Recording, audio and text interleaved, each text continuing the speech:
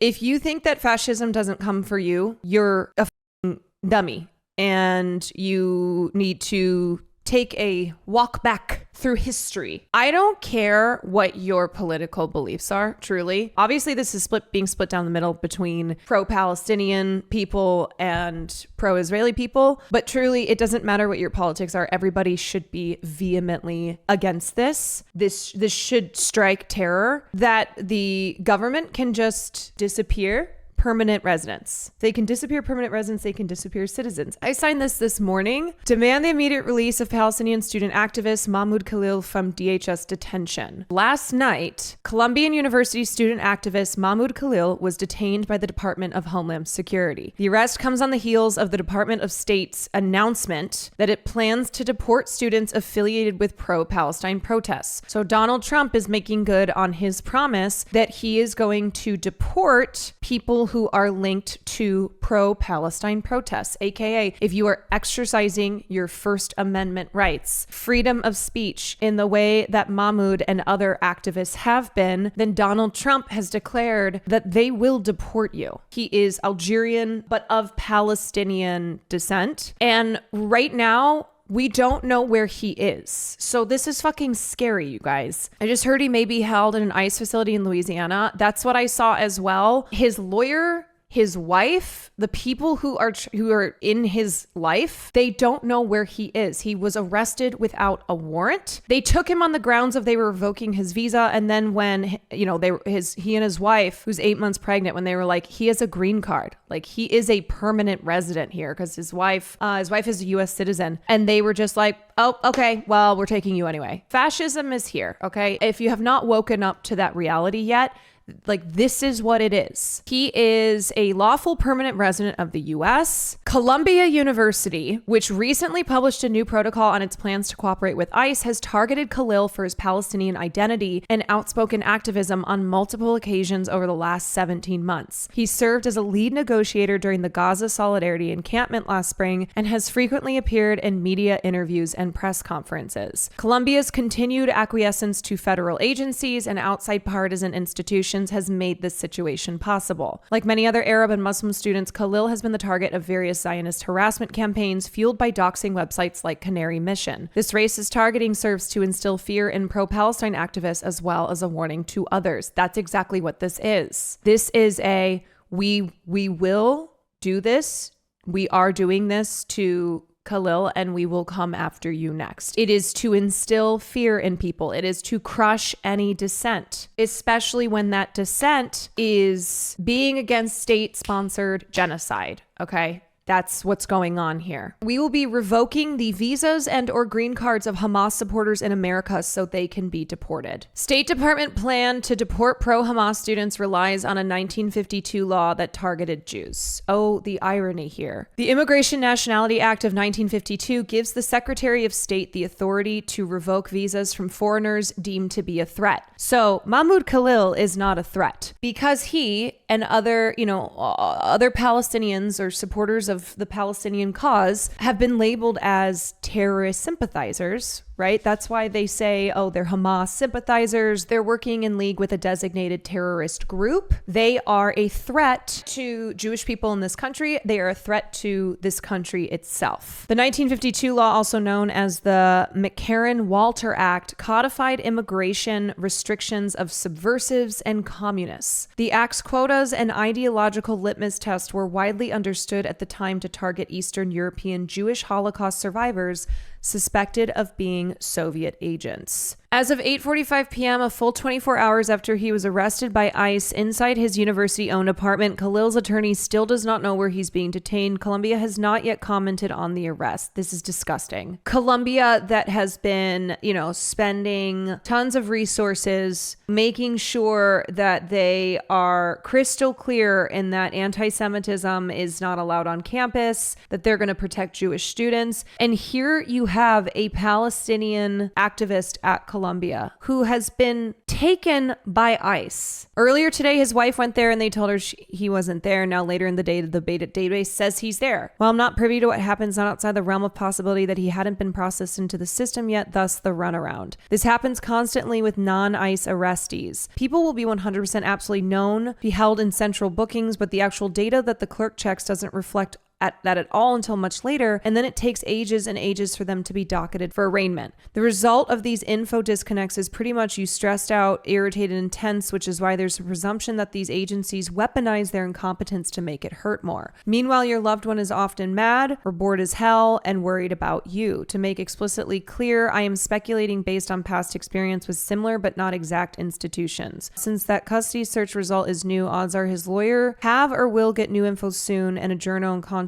with them, which is Prem, will update us when they do. One of the big topics right now is, of course, about Mahmoud Khalil. We are continuing to voice our opposition as to the actions of the White House and Department of Homeland Security and Columbia University, who have all worked in conjunction to have Mahmoud Khalil kidnapped. Okay, he was disappeared 2 nights ago. So this is the link for the fundraiser. Currently, it is at $183,000 with a goal of $250,000. Dear friends, allies, and supporters, we are raising urgent funds to support Mahmoud Khalil and his family, a dedicated advocate for Palestinian rights and a recent graduate of Columbia University's MPA in Development Practice program. On March 8th, Mahmoud and his wife were returning home from a Ramadan dinner with friends when they were accosted by agents who identified themselves as Homeland Security at the door to their building. Mahmoud was arrested without being shown a printed warrant, and his wife was harassed and intimidated by the plainclothes officers. Mahmoud was denied any explanation of the charges against him, and as of right now, there are no charges that have been filed. He has not been charged with the crime. Mahmoud was denied any explanation of the charges despite being a lawful permanent resident, green card holder of the United States. He was arrested, and his lawyers were unable to contact or locate him for the first 36 hours. There was no warrant. They initially showed up to arrest him on the grounds that he is a visa holder when they were confronted with the fact that actually he has a green card and he is married to someone who is a US citizen. They were confused, and then they changed what they were saying. They're like, oh, okay, no, we're revoking your green card and we're taking you. A federal judge has blocked the deportation of Mahmoud Khalil, the recent Columbia University graduate who was arrested over the weekend by immigration agents for helping organize campus solidarity protests with Gaza last year. Khalil is a permanent legal resident. He has a green card. He's now being held in a federal jail for immigrants in Louisiana.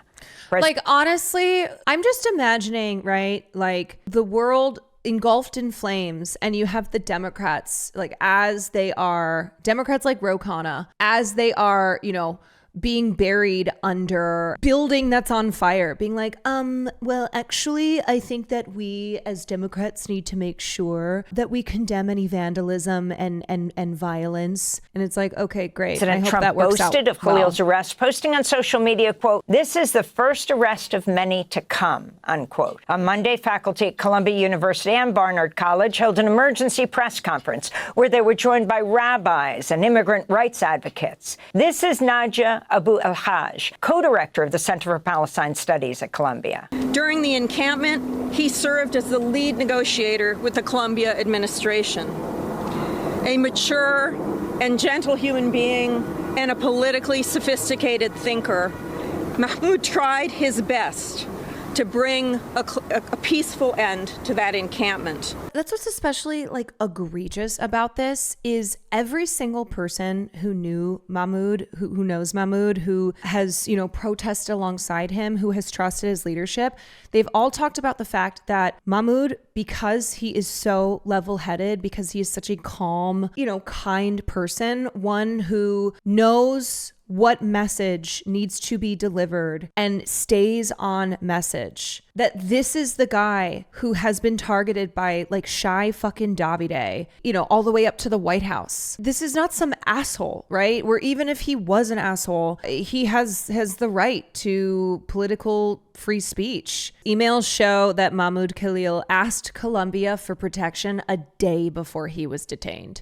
This is awful. And it is why Colombia needs to be held responsible here. Truly, I think there need to be just full on boycotts of Colombia. They can't walk away from this. He reached out to the university and said, since yesterday, I have been subjected to a vicious, coordinated, and dehumanizing doxing campaign led by Colombia affiliates Shai Davide and David Lederer, who among others have labeled me a security threat and called for my deportation. Their attacks have incited a wave of hate, including calls for my deportation and death threats. I have outlined the wider context below, yet Colombia has not provided any meaningful support or resources in response to this escalating threat. Of course they didn't. No, because they're collaborating. They allowed ICE onto campus housing to take him. I haven't been able to sleep fearing that ICE or a dangerous individual might come to my home. I urgently need legal support and I urge you to intervene and provide the necessary protections to prevent further harm. So these were messages that were leaked. They were sent to Colombia's interim president, Katrina Armstrong, on March 7th.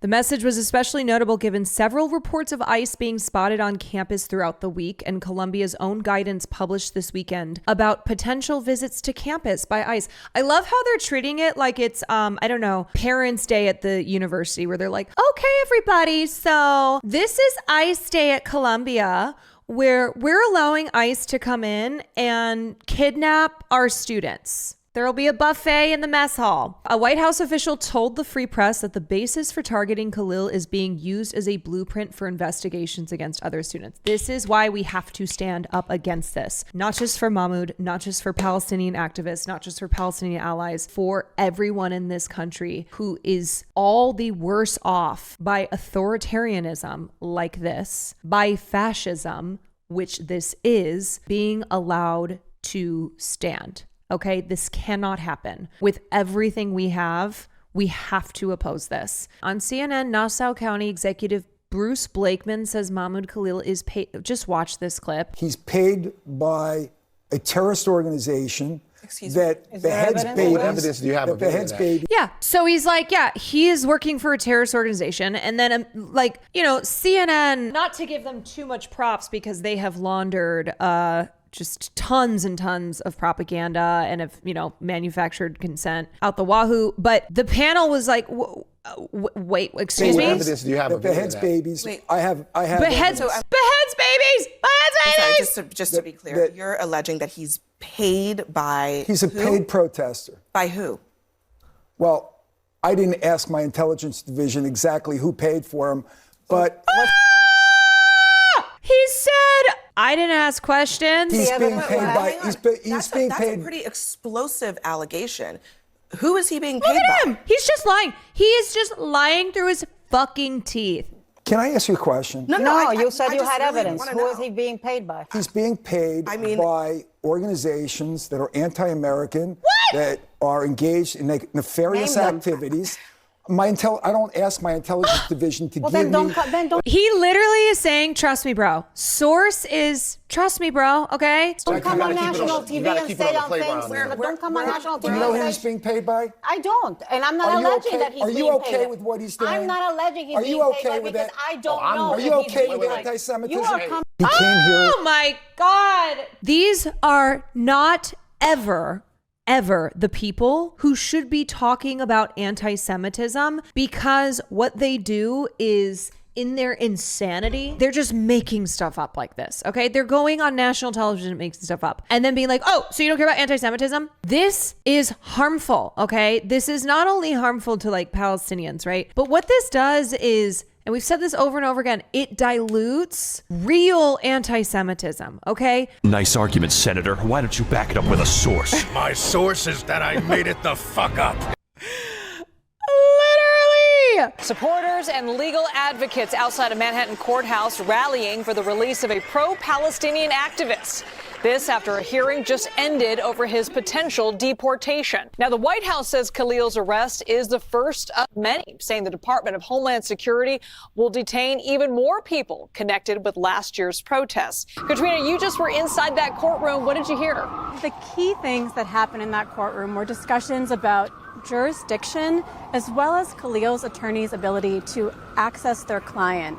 For one, with jurisdiction, as you were saying, he was arrested in New York.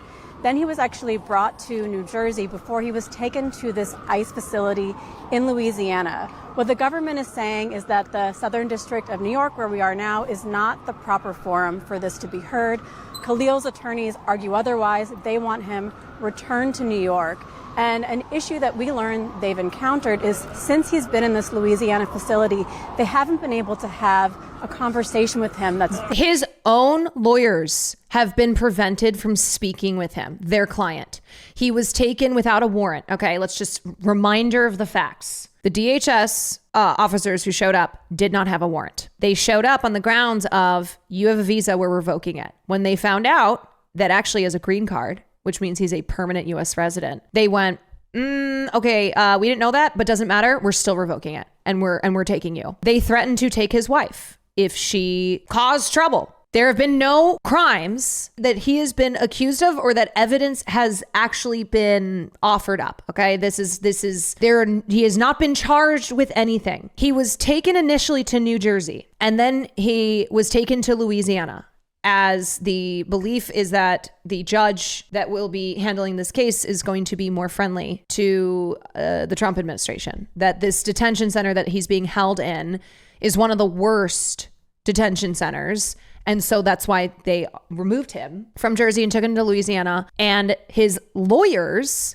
have not been able to speak with him. He hasn't even been charged with a crime. So these are all facts, and they're really important to understand. Because you need to understand that what is happening here is just a blatant violation of his constitutionally protected rights. There was one conversation that wasn't protected.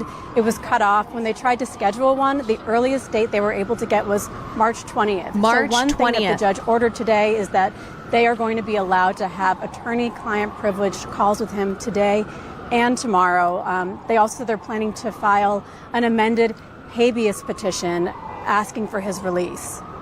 As you mentioned, his attorney spoke right after the hearing. Let's listen into some of what he had to say. Mr. Khalil's detention has nothing to do with security.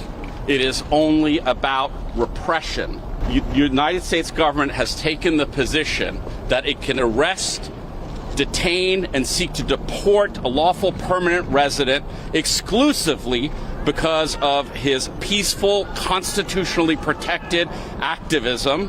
In this case, activism in support of Palestinian human rights and an end to the genocide in Gaza. The government takes the position that because the Secretary of State finds his dissent unacceptable or contrary to U.S. foreign policy, he can be deported. One thing that they talked about is how beyond just Mahmoud Khalil, this is an effort to silence protesters who are protesting the war in Israel and Gaza. And really, from talking to legal sources, they're just also worried about a much wider chilling effect that this could have. But Liz, we also heard from Khalil's wife. They talked about how she is 8 months pregnant. He is 1 month away from becoming a father. He has been separated from her and from his child who is coming soon.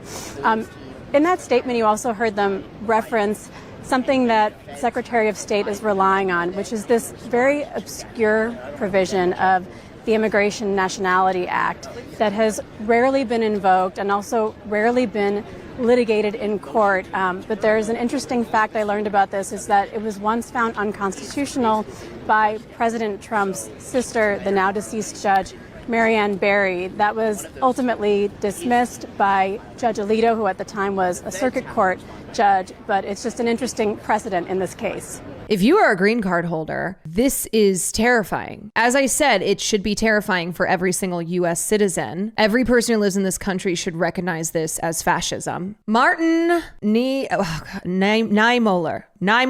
This is the famous Holocaust poem, First They Came For, okay? The guy who wrote this was a prominent Lutheran pastor in Germany. In the 20s and early 30s, he sympathized with many Nazi ideas and supported radically right-wing political movements. But after Adolf Hitler came to power in 1933, he became an outspoken critic of Hitler's interference in the Protestant church. First, they came for the socialists, and I did not speak out because I was not a socialist. Well, thank God I'm apolitical, so I'm good. Then they came for the trade unionists, and I did not speak out because I was not a trade unionist. Then they came for the Jews, and I did not speak out because I was not a Jew. Then they came for me, and there was no one left to speak for me. This is a reminder that what we are talking about here, where all of us who live in the United States of America, be you a visa or a green card holder, naturalized U.S. citizen, whoever you are, you must recognize this for what it is. I'm Lindsay Reiser, and we are following breaking news out of New York City. Dozens of protesters are outside Trump Tower in Manhattan in support of former Columbia University grad student and activist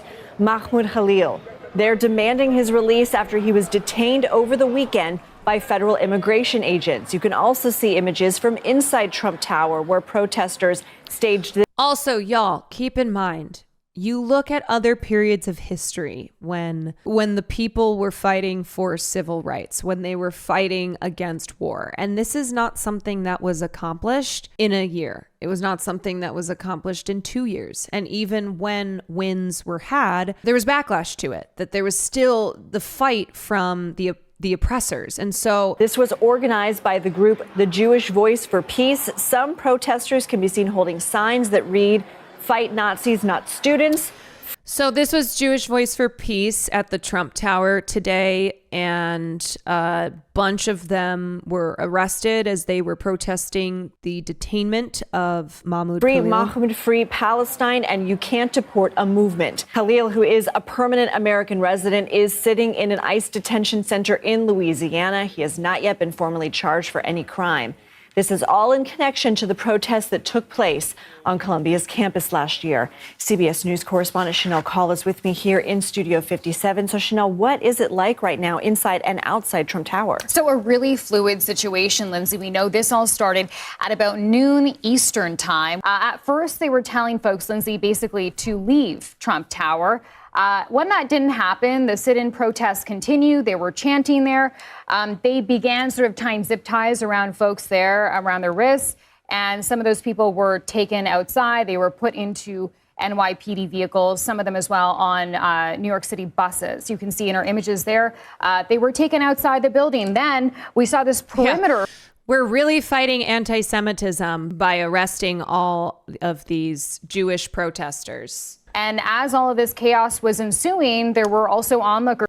Now, I've seen conversation online. I know Brett, Cinemarxism, was talking about this too, just about what are the strategies with these protests where you don't want to go with the intention to necessarily get arrested. I also don't want to scare people off from attending protests if they think that the only outcome is getting arrested. I will say, I do think that the point of Jewish Voice for Peace with this protest is that they wanted to get a lot of media attention on it. And so assuming that was the goal, then that goal was achieved because this is all over the news. And also the optics of arresting a lot of Jewish people for protesting and arresting them with the argument that you are fighting anti-Semitism. It just don't work. New email from a Columbia admin. DHS agents were in 2 university residents tonight with 2 warrants. Oh my God. Dear fellow, so now they're like, okay, we got to get a little bit smarter with this because we didn't have a warrant when we took Mahmoud. So now we got to come back with warrants, even if they're fucking bullshit. I am writing heartbroken to inform you that we had federal agents from the Department of Homeland Security in 2 university residences tonight. No one was arrested or detained, no items were removed, and no further action was taken. Federal agents from the DHS served Columbia University with 2 judicial search warrants signed by a federal magistrate judge authorizing DHS to enter non-public areas of the university and conduct searches of 2 student rooms. Yeah, heartbroken that no one was arrested or detained. The university has a clear protocol in place consistent with this protocol, our longstanding practice and the practices of cities and institutions throughout the country. The university requires that law enforcement have a judicial warrant to enter non-public university areas, including residential university buildings. Tonight, that threshold was met and the university is obligated to comply with the law. Oh, okay. You did this before too, when they didn't have a warrant, just a reminder. Has Colombia at all? Because last time I had checked, they hadn't. Have they sent out anything specifically naming Mahmoud Khalil? Have they sent out any emails? Have they sent out anything where they specifically where they mention Mahmoud's name? I didn't think so. Trump administration lays out demands to Colombia to restore federal funding. The requests include banning masks. Sick. This is also just fucking crazy, okay? Banning masks. And the reason for banning masks is because they don't want anybody at a protest to use a mask because they want to be able to surveil them better. But it's just disgusting when